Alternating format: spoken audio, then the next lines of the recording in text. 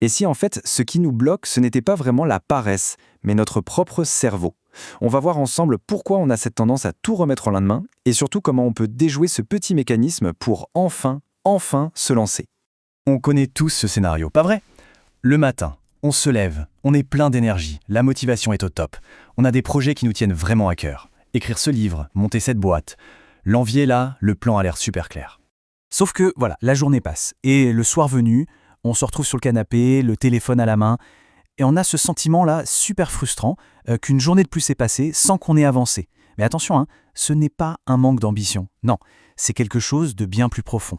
Alors, c'est quoi le vrai problème? Eh bien, ce n'est pas un manque de volonté. Non, c'est un mécanisme qui est profondément ancré dans notre cerveau, une sorte d'instinct de survie qui, ironiquement, finit par se retourner contre nos plus grands rêves. Et c'est là que le déclic doit se faire. On a cette habitude de se dire « Ah, je suis juste paresseux ». Mais la réalité, c'est que face à un objectif qui a l'air immense ou super lointain, notre cerveau, lui, il panique un peu. Il tire le signal d'alarme. Ce n'est pas de la paresse, c'est un réflexe de protection pour ne pas se sentir complètement submergé. Faut comprendre que notre cerveau, il est un peu câblé pour la facilité. Il cherche toujours ce qui est simple, familier et ce qui donne une récompense tout de suite. Du coup, l'inconfort, le doute, la difficulté, il déteste ça. Un grand projet, c'est tout ça à la fois. Alors paf, il tire le frein à main.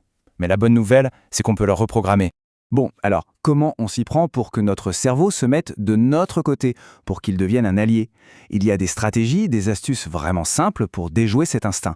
Allez, on regarde 3 techniques très concrètes. Voilà le plan de match. Premièrement, on va rendre nos objectifs minuscules, vraiment tout petits.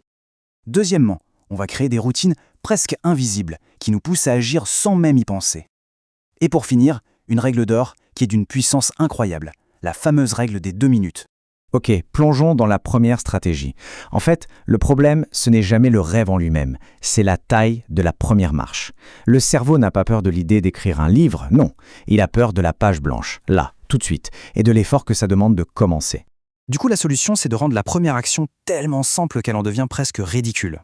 L'objectif, c'est d'écrire un livre? Eh bien, l'action du jour, c'est juste d'écrire une seule phrase. On veut courir un marathon? Pour aujourd'hui, on va juste mettre ses chaussures de course. L'action doit être si petite que le cerveau ne peut littéralement pas dire non. Et c'est ça, la magie de l'effet cumulé. Chaque petite action, c'est une mini-victoire. Et toutes ces victoires, mises bout à bout, ça crée un élan, ce qu'on appelle le momentum. Et cet élan, petit à petit, il se transforme en habitude. Et une fois que l'habitude est là, c'est plus facile de continuer que d'arrêter. On passe à la deuxième stratégie, et celle-là, elle est fondamentale. On croit souvent, à tort, que pour réussir, il faut être motivé H24. Mais c'est faux. Le succès, il repose sur des systèmes, sur des routines. Pensez-y, la motivation, c'est comme une batterie de téléphone. Elle se décharge, alors qu'une bonne routine, c'est le chargeur qui est branché en permanence.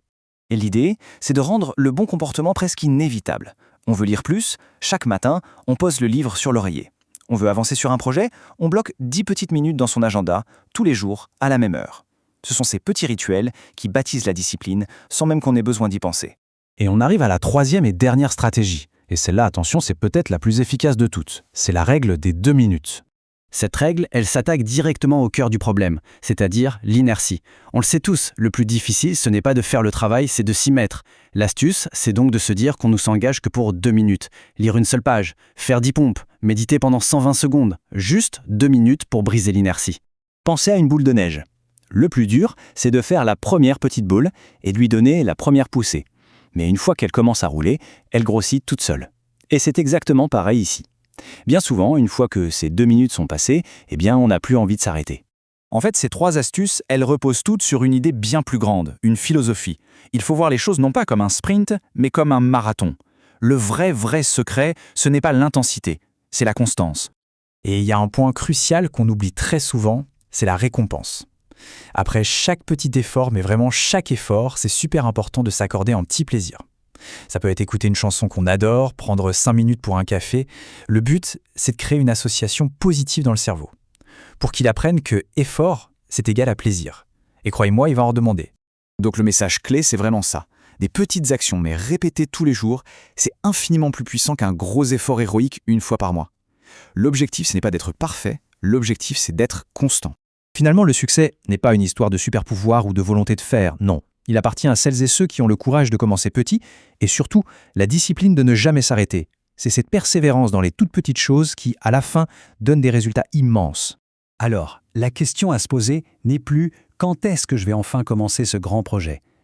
La vraie question, c'est quelle est cette toute petite action qui mérite 2 minutes de notre temps, là, maintenant. Pas demain, aujourd'hui. Parce que nos rêves, eux, ils n'attendent pas.